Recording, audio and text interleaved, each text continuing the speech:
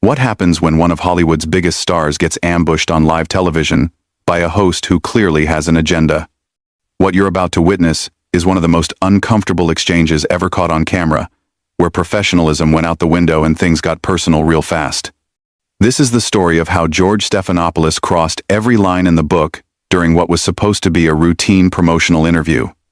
If you want to see how far some hosts will go to create drama, make sure you hit that subscribe button and let me know in the comments what you think about ambush journalism. Because what happened next shocked everyone watching.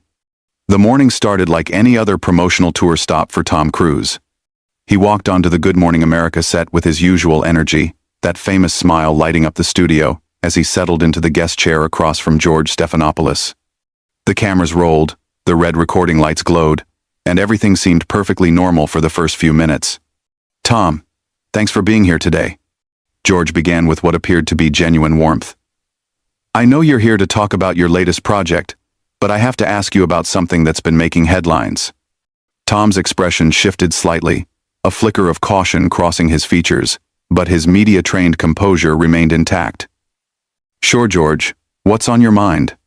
"There have been some pretty serious allegations made about your involvement with certain organizations, and I think our viewers deserve to hear your side of the story." George's tone had already begun to take on an edge that hadn't been there moments before. The smile on Tom's face became more measured. "George, I'm here to talk about my film. That's what we agreed on when your producers reached out to my team. I'm not sure what allegations you're referring to, but if you have questions about my movie, I'm happy to answer those." George leaned forward, his posture becoming more aggressive. "Come on, Tom, you're a public figure. These are legitimate questions that people are asking. Don't you think you owe it to your fans to address these concerns?" "I don't owe anyone anything beyond putting my heart and soul into the entertainment I create," Tom replied, his voice remaining steady but with a hint of steel creeping in. "I've been doing this for over 4 decades, and I've always kept my personal life separate from my professional work." "But that's just it, isn't it? Your personal choices affect your professional image. When you're associated with controversial groups, when there are questions about your beliefs, don't you think that impacts how people see your movies?" Tom's jaw tightened almost imperceptibly. "George, what exactly are you trying to accomplish here? We had an agreement about what this interview would cover. Are you telling me that was all just a setup to ambush me on live television?" "I'm trying to have an honest conversation with you," George shot back, his voice rising slightly. "The same kind of honest conversation any journalist would want to have with someone in your position." "Honest?" Tom's laugh was sharp, completely devoid of humor. "There's nothing honest about this, George. You and your producers agreed to one thing, and are now trying to do something completely different. That's not journalism. That's tabloid sensationalism." The tension in the studio was palpable now. Crew members behind the cameras exchanged uncomfortable glances, and even the usually steady hands of the camera operators seemed to waver slightly. George pressed forward, seemingly oblivious to the growing discomfort around him. "I think you're being overly sensitive about this, Tom. These are questions that any responsible journalist would ask. You can't expect to just show up and get softball questions about your movie when there are bigger issues at stake." "Bigger issues?" Tom's voice carried a dangerous calm that anyone who knew him would recognize as a warning sign. "What bigger issues?" "The fact that I've dedicated my life to entertaining people. The fact that I do my own stunts. The fact that I've never had a scandal, never been arrested, never hurt anyone. What exactly are these big issues you're so concerned about?" George's eyes gleamed with what could only be described as predatory satisfaction. "You know exactly what I'm talking about. Your connection to Scientology, the allegations about how that organization treats people, the questions about your role in all of that." The words hung in the air like a toxic cloud. Tom's entire demeanor changed in that instant. The practiced Hollywood charm evaporated, replaced by something raw and genuine that rarely made it past his carefully constructed public persona. "Are you serious right now?" Tom's voice was quiet, but it carried more weight than if he had shouted. "You're really going to sit there and attack my religious beliefs on live television? In a country that was founded on religious freedom?" "I'm not attacking anything. I'm asking legitimate questions that the public has a right to know about." "The public has a right to know about my religious beliefs?" "Really, George?" Should we start asking every guest who comes on this show about their personal relationship with God? Should we interrogate every Catholic actor about the church's scandals? Every Jewish performer about Israeli politics? Where exactly do you draw the line? George shifted uncomfortably in his chair, but his aggressive stance didn't waver. That's different, and you know it. We're talking about an organization that has been accused of some very serious things. Accused by whom? Disgruntled former members? Tabloid journalists looking for headlines? People with axes to grind and books to sell? Tom's control was beginning to slip, his voice rising with each word. You're sitting there repeating gossip and calling it journalism. These aren't just gossip, Tom. There have been documentaries, investigations, testimonies from former members who say they were abused, manipulated, separated from their families. Tom stood up suddenly, his movement so swift and decisive that it caused George to actually flinch backward in his chair. And there it is. You've just revealed exactly what this really is. You're not interested in the truth. You're interested in ratings. You want to create a moment, get a reaction, generate some controversy that will get people talking on social media. That's not true. I'm trying to have an honest conversation about important issues. Important issues? Tom's voice cracked like a whip. The important issue here is that you're a journalist, George. At least, you're supposed to be. And journalists are supposed to have integrity. They're supposed to be fair. They're supposed to honor their agreements and conduct themselves with professionalism. The camera captured every micro-expression on both men's faces. George's attempt to maintain his composure was failing as beads of sweat began to form on his forehead. Tom, meanwhile, seemed to grow larger with each passing second, his presence filling the entire frame as he towered over the seated host. You want to talk about integrity, George? Let's talk about integrity. Tom's voice cut through the studio like a blade, every word measured and deliberate. When my team contacted your producers, what did they tell you this interview was about? George's mouth opened and closed like a fish out of water. Well, we discussed your upcoming film, but we also mentioned that we might touch on other topics of interest to our viewers. Might touch on? Tom repeated, his tone dripping with contempt. That's interesting phrasing. Very carefully chosen. Very lawyerly. Did you tell my publicist that you plan to spend the entire interview attacking my religious beliefs?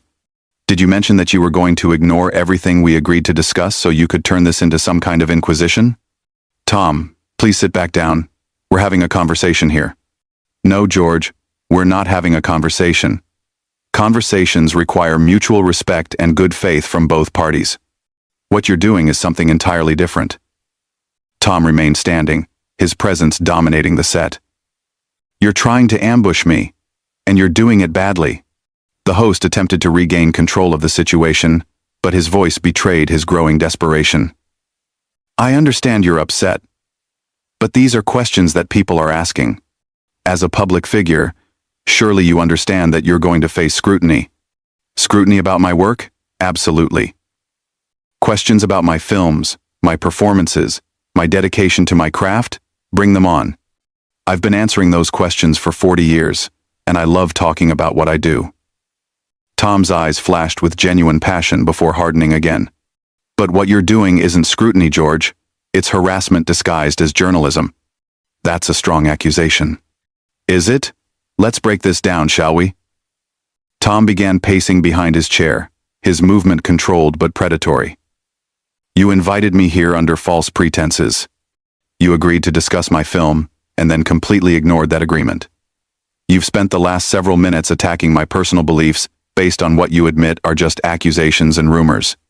Tell me, what part of that sounds like legitimate journalism to you? George wiped his forehead with the back of his hand, clearly rattled but still trying to maintain his aggressive stance. I think you're overreacting. These are fair questions based on documented concerns about the organization you're associated with. Documented by whom? Show me the documentation, George. Show me the court cases, the convictions, the actual evidence you're basing these so-called fair questions on. Tom stopped pacing and fixed George with a stare that could have melted steel. You can't, can you?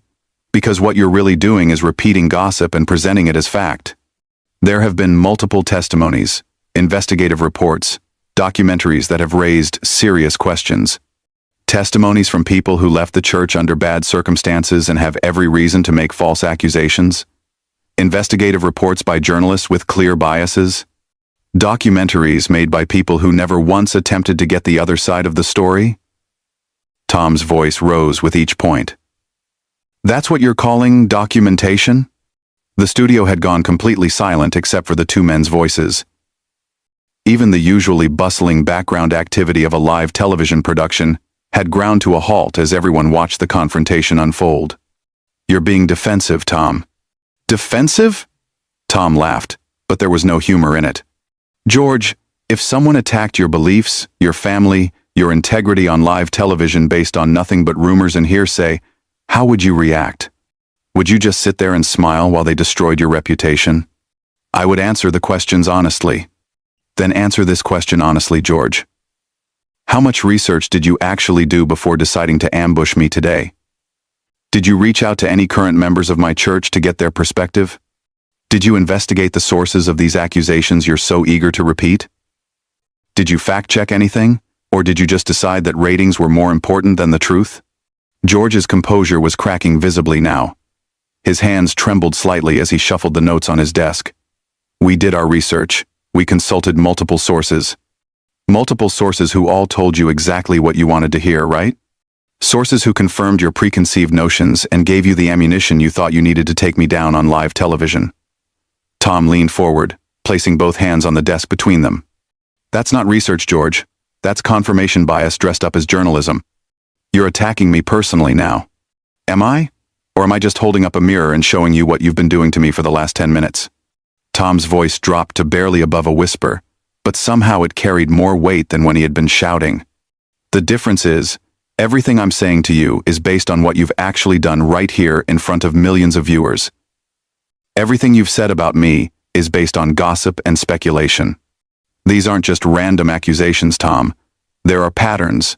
There are multiple people who have come forward with similar stories. Multiple people who were all coached by the same lawyers, all represented by the same agents, all promoting the same books and documentaries. Tom straightened up, his full height making George look small and insignificant in his chair. You know what that sounds like to me, George? It sounds like a coordinated attack designed to generate publicity and make money off of lies. That's a serious accusation. Yes, it is, just like the accusations you've been making against me and my church. The difference is, I can prove what I'm saying. Can you prove what you're saying? Can you provide one shred of concrete evidence to support these attacks you're making? George's face had gone pale, sweat now clearly visible on his forehead as he realized he was losing control of the situation completely. Tom, I think you're overreacting to what are legitimate journalistic inquiries. Legitimate? Tom's voice exploded across the studio with such force that several crew members actually stepped backward. There is nothing legitimate about what you're doing here, George. You lied to get me here, you broke your agreement the moment the camera started rolling, and you've spent the last 15 minutes trying to destroy my reputation based on nothing but tabloid gossip. I haven't lied about anything. Really? Then tell me right now, on live television, in front of all these witnesses, did you or did you not tell my publicist that this interview would focus primarily on my upcoming film? Did you or did you not agree to that format when we scheduled this appearance? George's silence spoke volumes. His mouth moved as if he were trying to form words, but nothing came out. The pause stretched on for what felt like an eternity, filled only by the sound of Tom's heavy breathing and the barely audible hum of the studio equipment. I thought so, Tom said quietly, his voice now carrying a tone of profound disappointment rather than anger. You know what the really sad part is, George? You used to be a real journalist. You used to have integrity. You used to care about the truth more than you cared about creating viral moments and generating controversy. The words hung in the air like a death sentence. George's face went through a spectrum of emotions, from shock to anger, to something that looked almost like shame. But instead of backing down, he doubled down on his aggression, perhaps sensing that this was his last chance to salvage something from the wreckage of the interview. Don't lecture me about journalism, Tom. I've been doing this a lot longer than you've been making movies. Have you? Tom's eyebrows raised in genuine surprise. Because what I've witnessed here today suggests you've forgotten everything you ever learned about being a journalist. This isn't journalism, George. This is a hit job, plain and simple. You're being paranoid. Paranoid? Tom's laugh was sharp and bitter. Let me ask you something, George. How many other guests have you ambushed like this?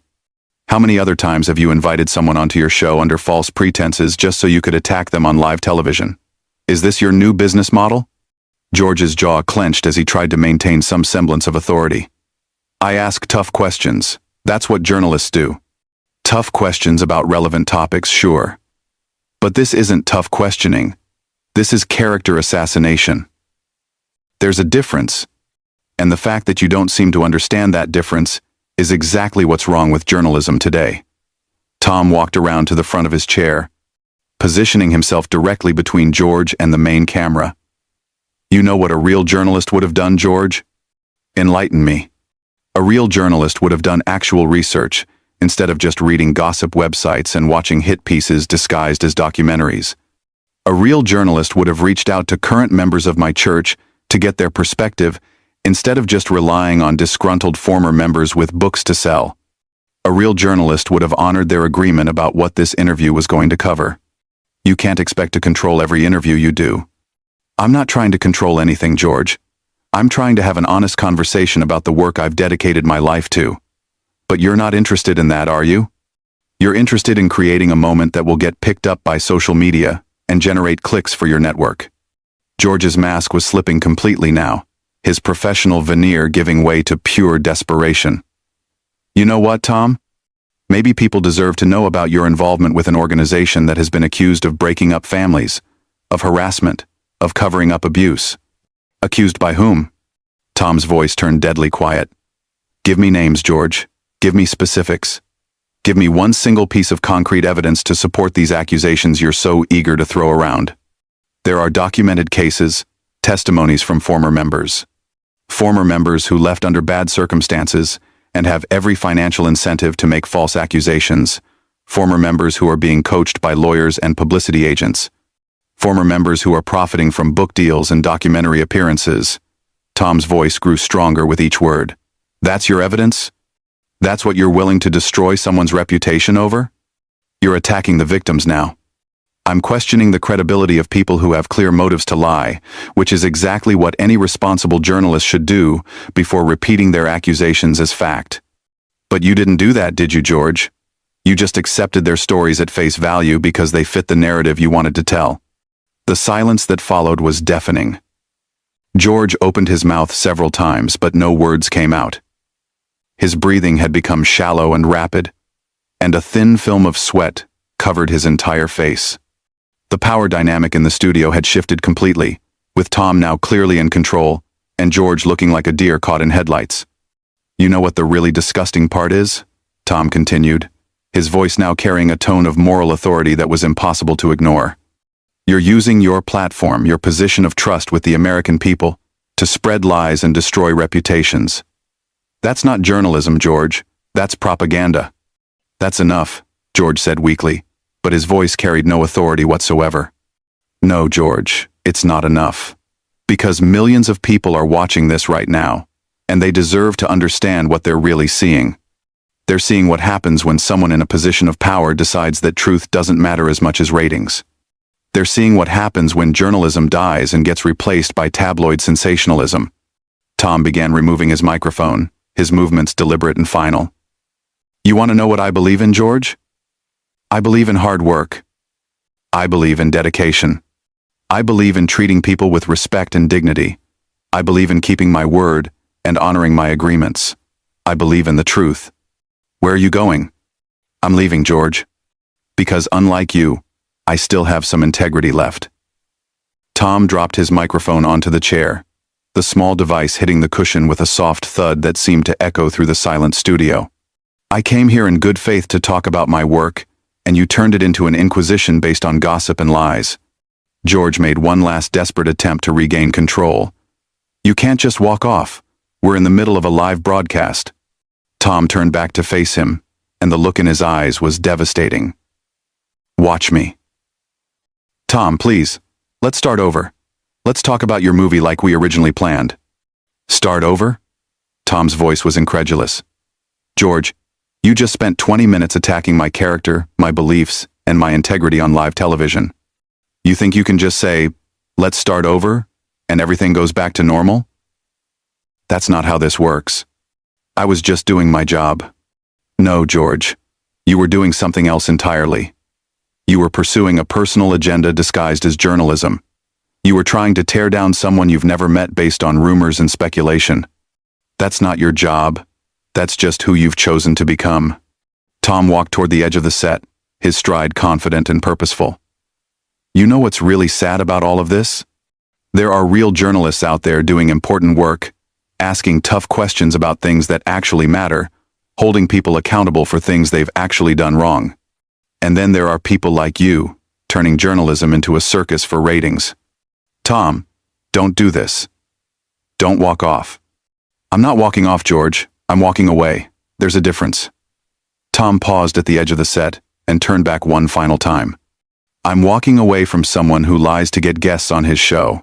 I'm walking away from someone who breaks agreements the moment the cameras start rolling. I'm walking away from someone who spreads gossip and calls it news. You're making a mistake. The only mistake I made was trusting you and your producers when you said this would be a professional interview about my work. That's a mistake I won't make again. Tom's voice carried a finality that made it clear this conversation was over.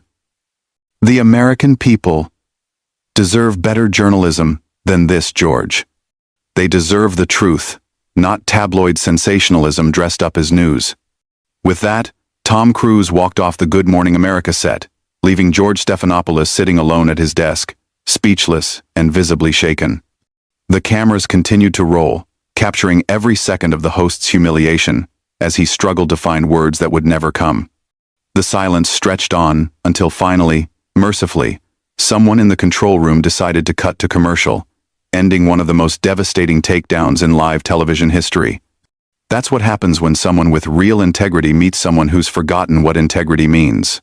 That's what happens when ambush journalism meets someone who refuses to be ambushed.